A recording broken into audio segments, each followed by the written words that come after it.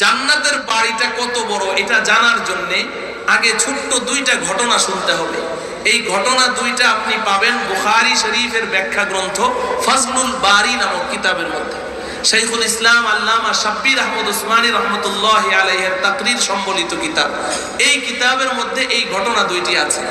প্রথম ঘটনা হলো রাসূলুল্লাহ সাল্লাল্লাহু আলাইহি ওয়াসাল্লাম একদিন হযরতে জিবরাইল আলাইহিস সালামকে ধরে বসলেন, ভাই জিবরাইল, আপনি যে আমার কাছে এতবার আসা যাওয়া করেন, এতবার আসেন, কোত্থেকে আসে জিবরাইল আলাইহিস সালাম?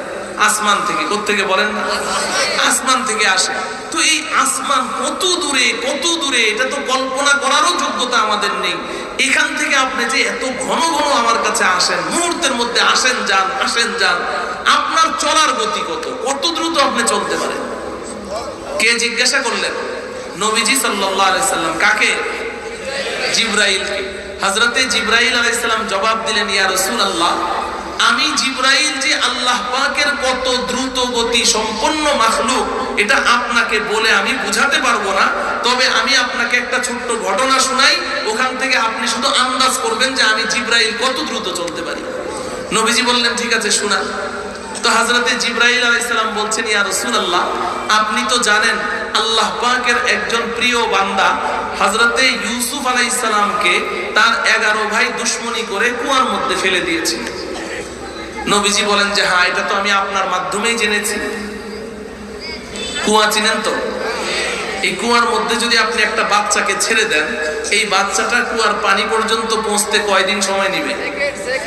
1 থেকে 2 সেকেন্ড, ঠিক কি না? এর বেশি লাগবে? হযরতে জিবরাইল বলেন, ইয়া রাসূলুল্লাহ, ইউসুফকে তার 11 ভাই দুশমনি করে কুয়ার মধ্যে ছেড়ে দিয়েছে, না ছেড়ে দিবে? ছেড়ে দিয়েছে।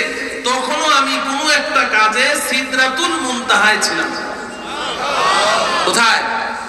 সিদরাতুল মুনতাহা কোথায় মনে আছে তো? একটু আগেই তো বললাম।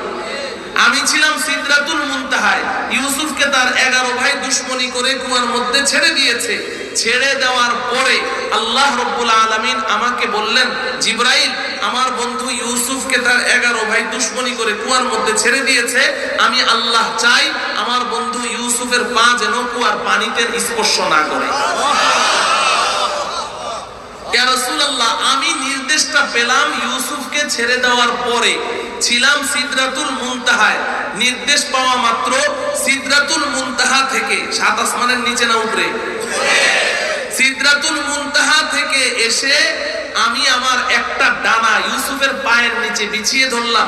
তখনও পর্যন্ত ইউসুফের পা কুয়ার পানিতে পৌঁছতে পারে নাই।